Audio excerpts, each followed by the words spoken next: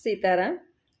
કોઈની સંગતથી જો તમારા અંદર ફેર પડે અથવા તો આપણી અંદર સુધારો આવે તો સમજી લેવું કે એ કોઈ માણસ સાધારણ નથી.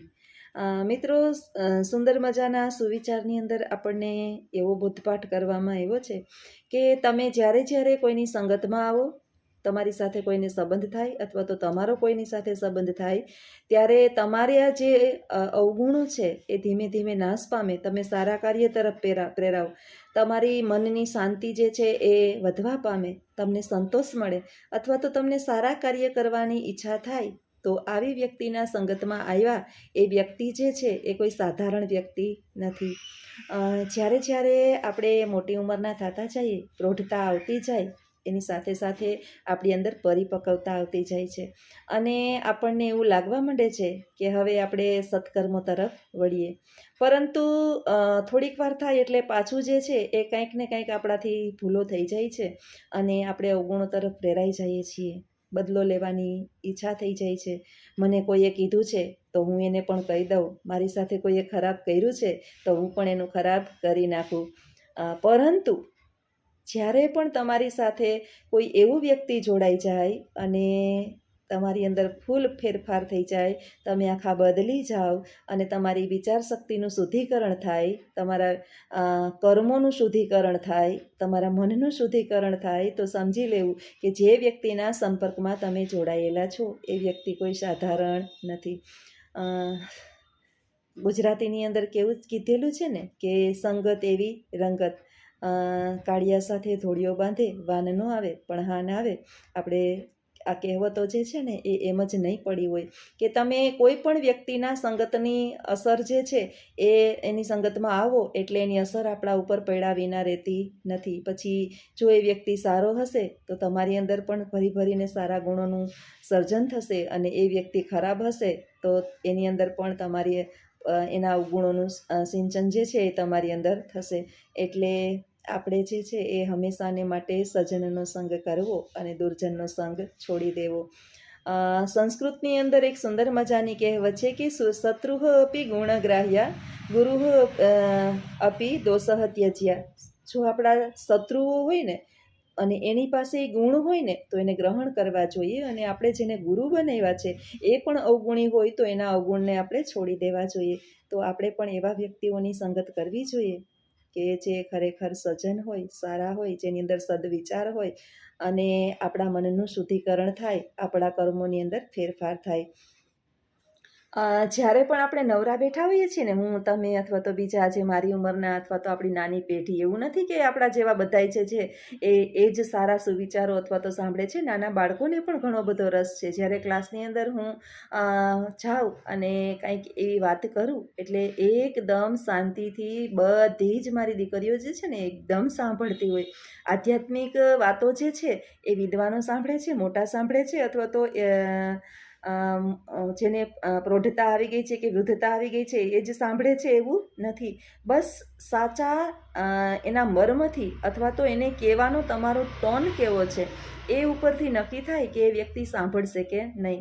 અને સાંભળી અને 5 જણા જો પણ એમાં અમલ કરે તો ખરેખર એની અંદર સુધારો આવે જ. એટલે હંમેશાને માટે જ્યારે પણ બેસો, જ્યારે પણ ફ્રી થાવ, જ્યારે પણ કાંઈ જુઓ ત્યારે હંમેશાને માટે આપણા જીવનની અંદર ફેરફાર થાય, આપણા દુષ્કર્મો જે છે એ દૂર થાય, આપણા મનનું શુદ્ધિકરણ થાય, એનું ખાસ ધ્યાન રાખી અને આપણે એનો સંગત કરવો.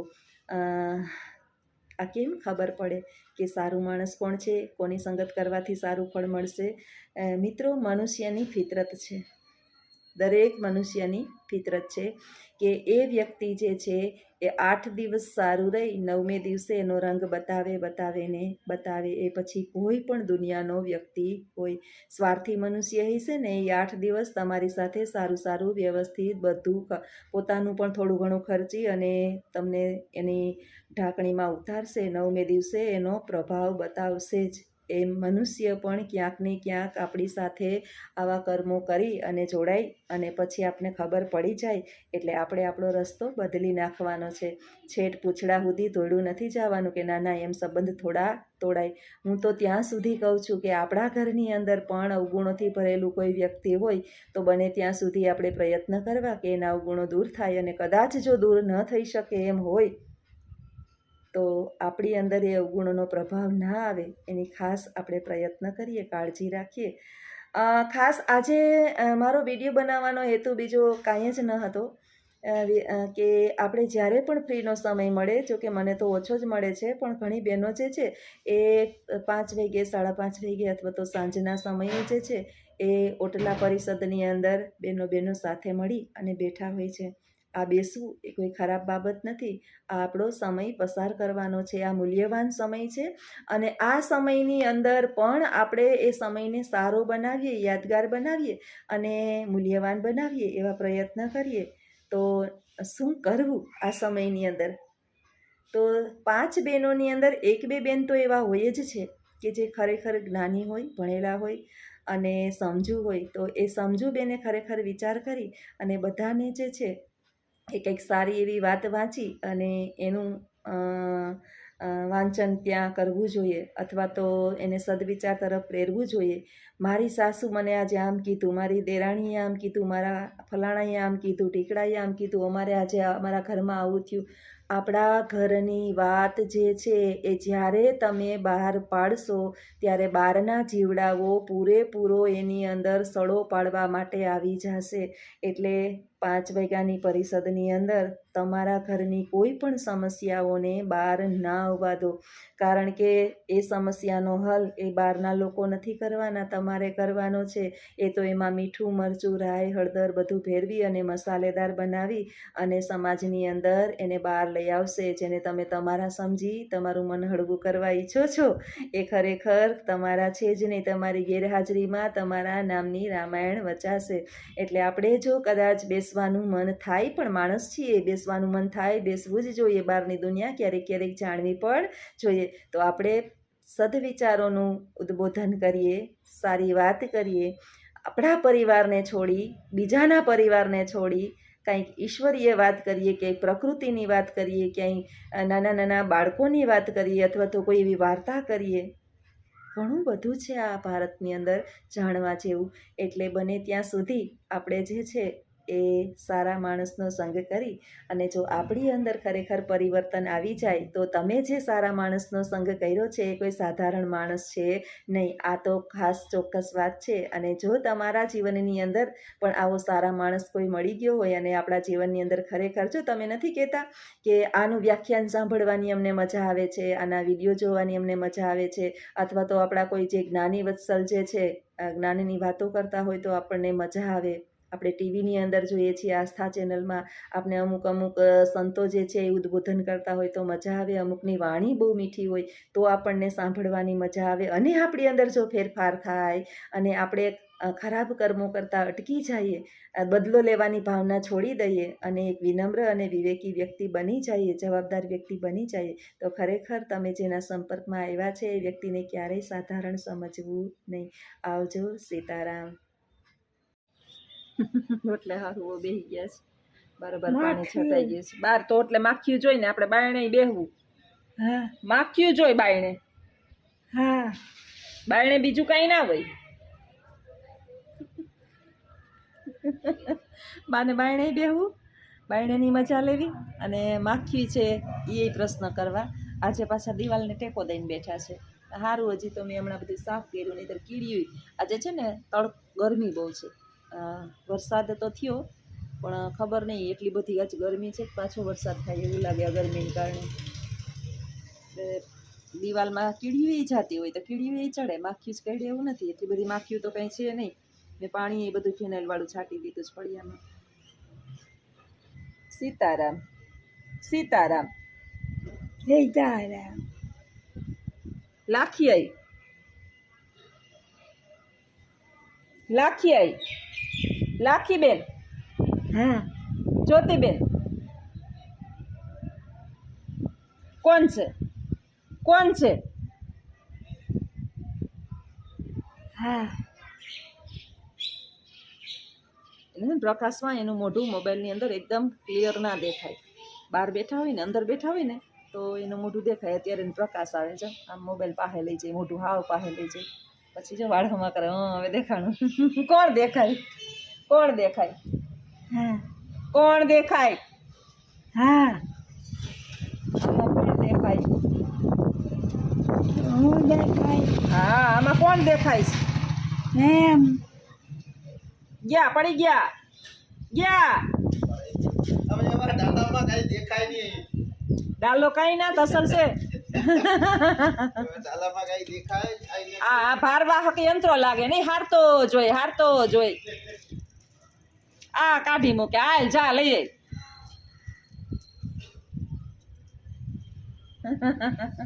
કોણ હતું ભાઈ? એ કોણ હતું? કોણ હતું ઈ? કોણ જાણે ઓળખતી ને અહીં કોણ રીએ આપણી બાજુમાં? હેમંતભાઈ ની બાજુમાં કોણ રીએ? હા હેમંતભાઈ ની બાજુમાં કોણ રીએ? આ ખાંડ હા જો એમ તો યાદ છે હો, શેરીની અંદર કોણ કોણ રીએ. એનું નામ શું છે? કોળી એને નામ શું હતું? એ હેમતવાન બાજુ એ હતા. હા પૂછતું ના તમને? હા તમને પૂછતું ના?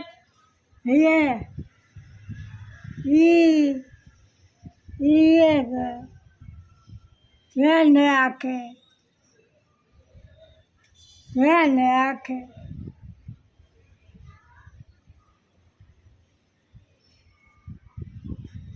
એમાં આમ કે કંઈક યાદ આવી જાય કે અહીં કોણ રીએ, અહીં કોણ રીએ, વાં કોણ રીએ, પણ પછી આમ નજર એટલી ન હોય ને મેં છોકરાઓને તો ઓળખે નહીં બા. કેટલા ભાઈઓ છે ઈ કેટલા ભાઈઓ છે? ઈ કેટલા ભાઈઓ છે મના બાપાને? કોણ ઈ ખાટ મના બાપાની કેટલા ભાઈઓ છે? બે ભાઈ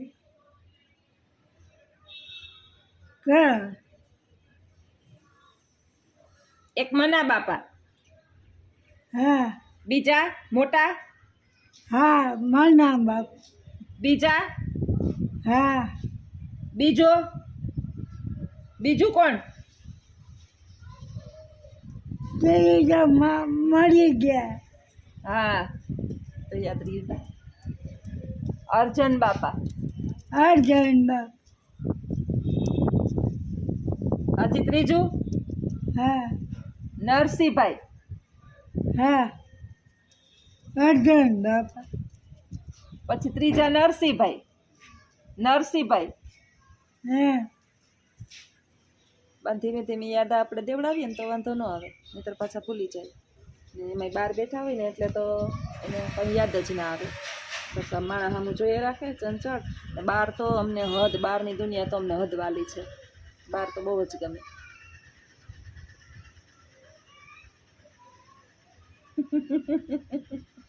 એ જ્યોતિ, એ જ્યોતિ, એ જ્યોતિ, એ જ્યોતિ, હે જ્યોતિ હે જ્યોતિ હે જ્યોતિ આખી રાત આમ કરે. આપણી નીંદર ન ઉડે ને આપણે ઊભા થાય ને થતા બહાર લાગે ને, ઊભા થતા તાર તો આપણા નામનું પ્રકરણ એવું આમ હે જ્યોતિ, હે જ્યોતિ, હે જ્યોતિ સાંભળે જ તું, હે જ્યોતિ સાંભળે જ. ઊભા થઈ ગયા એ થોડી જોવે, એ તો આંખું વીસે મંડી જ પડાવેલ. છોકરું ઉઠા ભેગું મમ્મી મમ્મી મમ્મી ન કરતું હોય. કદાચ કંઈક તો મને એમ થાય કે કદાચ હું ભગવાન હોય ને તો પ્રસન્ન થઈ ગઈ હોય બા ઉપર, એટલા મારા નામના જપ કરે. આખો દિવસ એ ગમે એના બીજાના નામ લેવા જાય ને તો એમ કરે હે જ્યોતિ, હે જ્યોતિ, હે જ્યોતિ. પેલા છે ને બાઈની મોટી દીકરીનું નામ લેતા વધારે. બાપુજી હતા ને ત્યારે આખો દી એ હીરા, એ હીરા, એ હીરા એમ કહી રાખતા.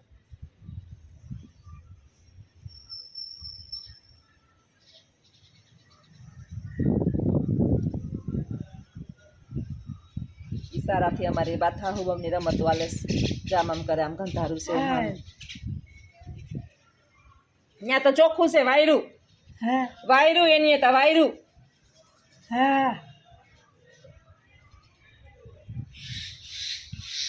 અહીંયા આ હા કેવું છે આ કેવું છે એ કુતિયાણા કુતિયાણામાં ગયા કુતિયાણા કુતિયાણે નથી હા સુરત સુરત રીએ સુરત આ હા ના ના હા હા આપણે હાચાઈ ન થવા દે કુતિયાણે તો એનું શારદાબેનનું હાહરું છે હા શારદાબેનનું હાહરું કુતિયાણે તાશે એમ એના છોકરાઓ ન્યા છે સુરતમાં એમ કિશન ને પાઠક ને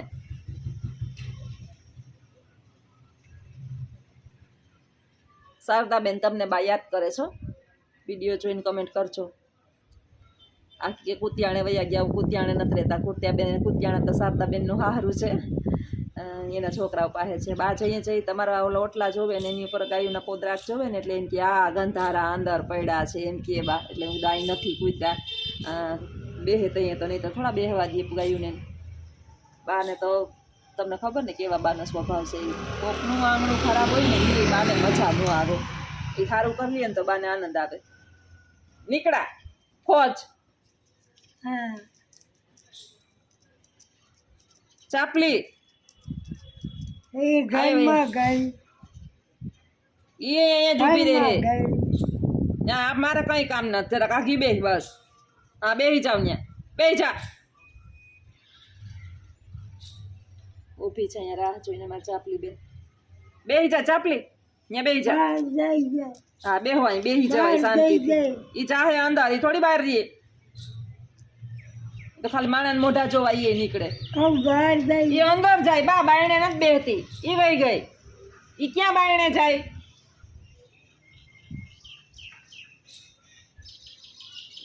લાટકું છે ને એને ઓલી એવી બગાડી છે ઓલા નાનકડાએ હમણાં હવે પછી જાહે ને પછી એવી દુઃખી થવાની છે આ કૂતરાને બહુ એવા કરીએ ને આપણે જેના તેના ગમે એ વસ્તુના એ પછી આપણે ભોગવવું પડે ને કાયમ એના માટે કાંઈક ને કાંઈક નવું નવું ખાવાનું લઈ આવે ને એવી ઠેકડે ચડે પછી આને આપણે જે દેવું રોટલી ને બધું ગોળના ચૂરમાની નહીં ખાય 2-3 દિવસથી ખાતી નથી ચૂરમું વળી ઓલો 2-3 દી થાય ને એટલે વળી કંઈક 2-3 બેગ ધારું લઈ આવે વળી 2 દી બહાર જાય ને એટલે આ દુઃખી થાય પાછી આવતા હાથોકવા હાથોકમાં કૂતા હા પથારીમાં એ હાલી નતા